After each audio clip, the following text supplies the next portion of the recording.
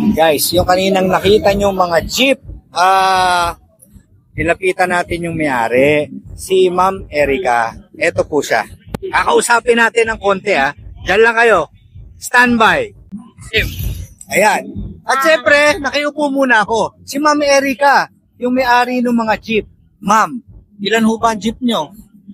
15 po. 15. Opo. Ano ho yan? Puro ho ganyan na inaayos nyo po na may setup?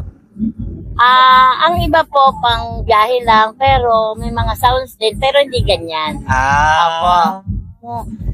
Yung pambiyahe nyo, kasi nakita ko po, Las Piñas. So kayo ho'y taga Las Piñas? Opo. Saan ho? Sa Las Piñas?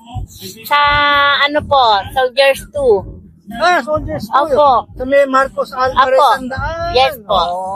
Ayan.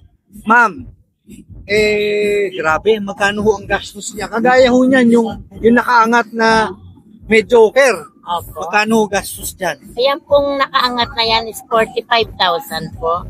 Yung setup, Yan lang pong nakaangat. yung nakaangat na. Opo. yung mismo kasi automatic ho yan. Opo. Ma'am, nakita ko yung makina nakaturbo. Opo. So, gastos din yun. Saka may mga chrome siya, no? Magkano gastos ng makina? Hindi ko po lang mano, pero nasa 40 plus din po. Yung setup naman no, yung setup po ng sounds nyo, nasa magkano yan? Kulang-kulang po na malaki na pong ginastos ko. Mga kalating milyon? Higit po. Higit? Opo. Grabe naman. Ma'am Erica, paano ho kayo nahilig sa pagsisetup? Kasi po, parang nahiligan ko yan itong, po, kasi parang naano ako sa mga nakikita ko. Opo. Na pwede palang issue yung ating jeep, sabi ko. Kasi akala ko noon, kotse lang na magaganda, mga pwedeng issue. Ngayon, nag-try po ako. Okay naman po. Unang-una ko pong sali dyan, first timer po ako, hindi ko alam kung mahina pa po ang sound ko.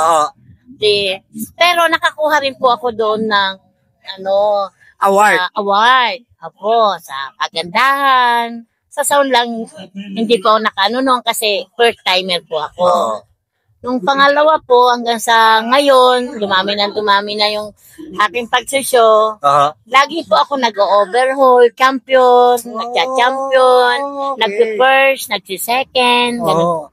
At isa pa po, nakakasali po ako sa EMA competition. Emma, parang pang yan, kumbaga parang Grammy Awards, mga Grammy yan. Kaya po, napaproud din po ako kasi kahit deep lang po yung sa akin, kahit papaano natatanggap po kami sa mga ganyang competition. Opo. Saka ate, banggitin ko lang hindi ho yan yung kahit jeep lang. Opo. Ang jeep po kumbaga karuktong ho ng mga Pilipino. Di ba ho? Opo. Di ba? Ayun, Ma'am Erica, congratulations. Anak ko po ang Erica. Yung anak nyo ang Erica. Kayo, anong pangalan nyo? Rosalie. Guys, kanina pa ako Erica ng Erica. Opo. Yung anak ko pala po niya. ang Erica. Siyempre yung mga nanay pinapangalan talaga sa mga anak, Opo. Yung accomplish. Nandito ba si Erica?